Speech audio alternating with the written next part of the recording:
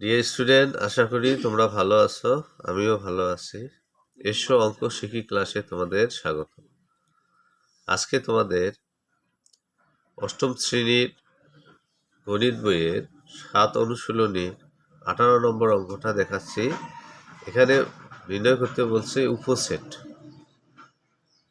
তা কোনো সেট থেকে আমরা, উপসেটটা কি সেটা একটু জানি না, কোনো সেট থেকে আমরা যতগুলো আবার সেট নির্ণয় করতে পারবো বা সেট পাবো সেগুলোকে বলা হবে ওই সেটটার উপসেট।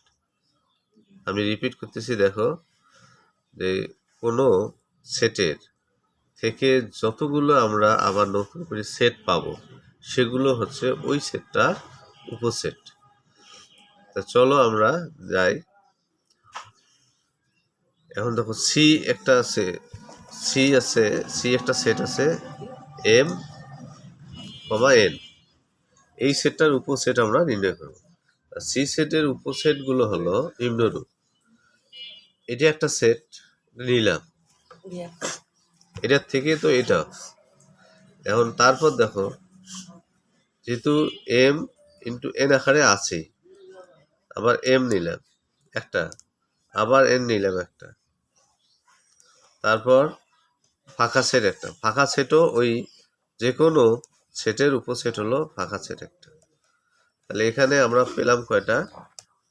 4টে।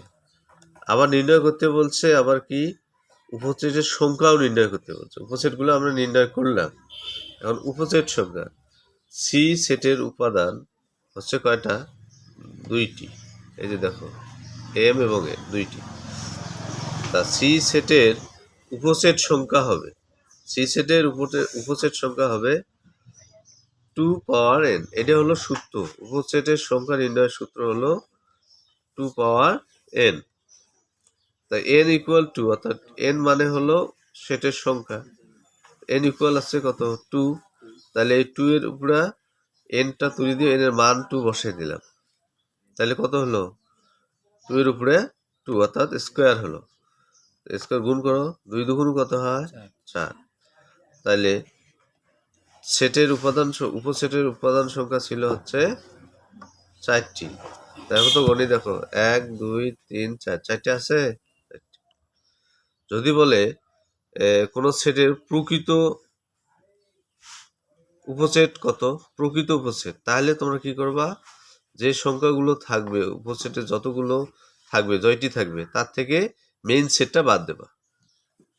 তাহলে প্রকৃত উপসেটগুলা থাকবে। যেমন এখানে প্রকৃত উপসেট হচ্ছে 1 2 3, মেইনটা বাদ দিলাম 1 2 3, 3টি।